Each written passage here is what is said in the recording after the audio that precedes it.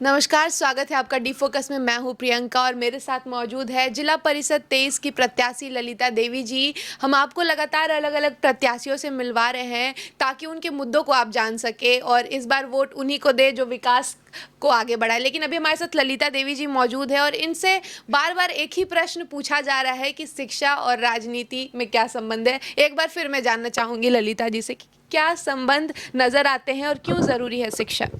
सबसे पहले तो आप सभी डी फोकस बंधुओं को नमस्कार हमारा कि इतनी धूप में हमारे पास आए हैं हमारी बात को जनता तक पहुंचाने के लिए। तो राजनीति और शिक्षा के बारे में अगर कहा जाए तो राजनीति में शिक्षित लोगों का होना बहुत ही अनिवार्य है, क्योंकि ग्रामीण इलाके में जो होते हैं वो लोग बहुत ही अशिक्षित होते हैं, उन्हें कोई योजनाओं के बारे में पता नहीं होती है। और जब तक योजनाओं के बारे में पता चलता है तो योजना आते आते ही पता चलते चलते योजना ही ख़त्म हो जाती है। तो इस तरह से अगर हम कहते हैं कि शिक्षित लोग अगर आएंगे राजनीति में तो वो सारी योजनाओं को सही समय पर हमारे ग्रामीण लोगों तक पहुंचाएंगे और हमारी गवर्नमेंट और जो नीडी लोग हैं उनके बीच का जो दायरा है वो ख़त्म हो जाएगा। डायरेक्ट गवर्नमेंट के बाद वो नीडी लोगों तक पहुंचेगा।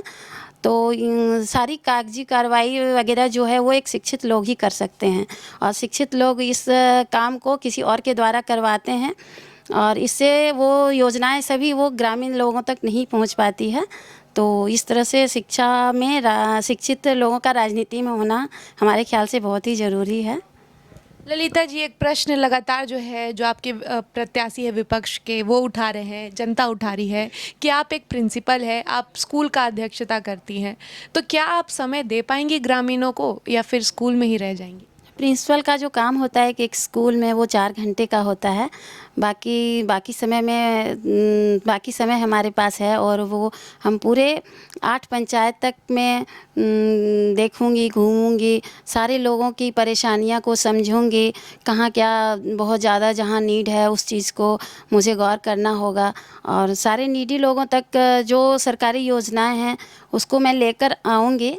जैसे हमारे स्कूल में 1000 बच्चे बच्चियां हैं और उनके सारे बच्चे बच्चियों का सर्वांगीण विकास करना एक प्रिंसिपल का काम होता है। उस तरह ये पूरे जो 8 पंचायत हैं वो और वहाँ के जितने गांव हैं तो सारे गांव का सर्वांगीण विकास करना हमारा फ़र्ज होगा और वहाँ के सारी जनता का हर एक नीड का जो हमारे अंडर होगा उसका सब तरह से विकास करना हमारा फ़र्ज होगा और मैं उसके लिए पूरा टाइम निकालूंगी। आप लगातार क्षेत्रों का दौरा कर रही है, हम भी आपके जो जनसंपर्क अभियान थे उसमें हम भी शामिल हुए थे एक बार। तो क्या आप जब दौरा कर रही हैं तो क्या मूलभूत समस्याएं जो है नज़र आ रही हैं आपको? देखिए, मैं दौरा तो करीब 10 दिन से कर रही हूँ, तो मुझे बहुत सारी असुविधाएं देखने को मिल रही हैं। उसमें सबसे ज़्यादा जो देखने को मिल रही है वो पानी की असुविधा है। लोग इस चिलचिलाती धूप में बहुत ज़्यादा पानी से परेशान हैं। वो लोग 2-2 किलोमीटर दूर से पानी ला रहे हैं। जिनके पास जा रही हूँ वो बोल रहे हैं कि मतलब हमारी बात सुनने को भी तैयार नहीं है कि क्या होगा वोट दे कर के, हमारी तो कोई आवश्यकता पूरी नहीं हो रही है, किन्हीं के पास इंदिरा आवास की कमी है। बहुत सारे लोग जो हैं उन्हें वृद्धा पेंशन नहीं मिल रही है, जिसके कारण उन्हें इस बुढ़ापे में भी बहुत सारी परेशानियां झेलने मिल रही हैं। उनके खुद के फैमिली उनका सहयोग नहीं कर रहे हैं, तो उनको अगर छोटी मूलभूत सुविधाओं में से जैसे वृद्धा पेंशन भी मिल जाती है तो उनके अपने आप में उनके लिए एक बहुत बड़ा सहयोग हो जाता है।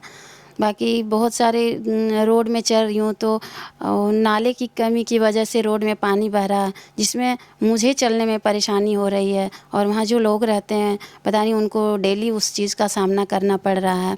कहीं गड्ढे हैं, कहीं जैसे बीच में ही 1-2 दिन पहले मैं गई थी तो देखी कि किसी का घर फूस का घर है तो पूरा घर में पानी चू रहा है, उनको सोने को नहीं मिल रहा है घर। और बहुत सारे जो इंदिरा आवास आए हैं तो उनके लिए उनसे पैसे मांगा जा रहा है, जो कि हमारी गवर्नमेंट हमारे गरीब को दे रही है ये सुविधा। और उस सुविधा को लेने के लिए उन्हें अच्छे खासे पैसे मांगे जा रहे हैं लोगों से कि आप इतने पैसे मुझे दीजिए, हम ये आवास आप तक पहुंचा देंगे। तो उनके पास उतने पैसे नहीं होते हैं, जब खाने के पैसे नहीं हैं तो वो आवास के लिए 10-20 हज़ार रुपये दे के वो इंदिरा आवास लेना उनके लिए बहुत बड़ी समस्या हो जाती है। तो इस तरह से हमें लग रही है कि बहुत सारी असुविधाएं हैं। उसके बाद जैसे मैं कुमरी वगैरह गई और भी 1-2 गांव बेलुंजा गई, तो वहाँ पे भी देखने को मिला कि वहाँ से करीब करीब 20-25 किलोमीटर दूर स्कूल है तो वहाँ पे टीचर ढंग से बच्चे को पढ़ा नहीं रहे हैं। फिर से देखने को मिल रहा कि गवर्नमेंट तो टीचर अपॉइंटमेंट कर रही है, बट टीचर ध्यान नहीं दे रहे हैं, बच्चे खिचड़ी खा रहे हैं, घर आ रहे हैं। तो इस तरह से बच्चे का कुछ बच्चे से भी कुछ क्वेश्चन वगैरह किया तो बच्चे जिस क्लास में हैं उस हिसाब से उन्हें कुछ भी नहीं आता है। तो इस तरह से बहुत सारी असुविधा हमको देखने के मिल रही है। तो क्या जो जिला परिषद संख्या 23 के जो ग्रामीण हैं वो उम्मीद जता सकते हैं कि अगर आप पर वो विश्वास जताकर आपको जिताते हैं तो क्या ये सुविधाएं उन तक पहुंचेगी? देखिए, परेशानी तो बहुत बड़ी है। बहुत दिन से जो सुविधाएं नहीं मिल रही हैं लोगों को, तो उस सुविधा को अचानक अगर कोई चाहते हैं कि तुरंत वो सुविधा सुलझ जाए तो ये नहीं हो सकता। बट मैं बहुत कोशिश करूँगी कि सारी सुविधाएं धीरे धीरे लोगों तक पहुँचे। हम गांव में मुखिया सरपंच बहुत सारे होते हैं, उनके थ्रू भी मैं कोशिश करूँगी कि बहुत सारी सुविधाएं वो गांव को दे। उन्हें समझाऊँगी कि गरीब के लिए जो भी सुविधाएं आ रही हैं उनको गरीबों तक पहुंचाया जाए। तो इस तरह से मैं हर तरह से कोशिश करूंगी कि गांव में थोड़ी थोड़ी करके अगर सुविधाएं बढ़ती जाएंगी तो हो सकता है 2 साल 3 साल में गांव हमारा स्वर्ग बन सकता है। एक और आखिरी प्रश्न मैं आपसे पूछना चाहूँगी कि जिला परिषद 23 बहुत बड़ा इलाका है और इससे लगभग 9-10 प्रत्याशी खड़े हैं। तो क्या आपको लगता है कि इस राजनीति के दौर में, इस चुनावी माहौल में आपको जनता चुनेगी? देखिए, ये तो जनता बता सकती है वो किन्हें चुनेंगी, लेकिन मेरे ख्याल से जनता को एक शिक्षित और योग्य उम्मीदवार को चुनना चाहिए, उन्हें आगे बढ़ाना चाहिए। जनता अगर जागरूक नहीं होंगी तो शायद हमारा समाज, देश, गांव कभी भी आगे नहीं बढ़ेगा। और एक अच्छी प्रतिनिधि चुनने के लिए हमारे सारे जो आज के यंग लोग हैं उनको आगे बढ़ चढ़ के हिस्सा लेना होगा। तो इस तरह से ही हमारा देश, समाज सब में सुधार होगा। जी बिल्कुल, ये थी ललिता देवी जी और इनका साफ साफ कहना है कि अगर विकास होना है, गांव का विकास होना है या किसी पंचायत का विकास होना है या फिर पूरे जिला परिषद का विकास होना है, तो इसके लिए सिर्फ प्रत्याशी को नहीं, सिर्फ जो है मुखिया को नहीं, सिर्फ जिला परिषद को नहीं, बल्कि लोगों को भी जागरूक होने की ज़रूरत है ताकि वो सही उम्मीदवार चुन सके और गाँव का या पंचायत का विकास हो सके। कैमरामैन लक्ष्मी के साथ मैं प्रियंका, डी फोकस।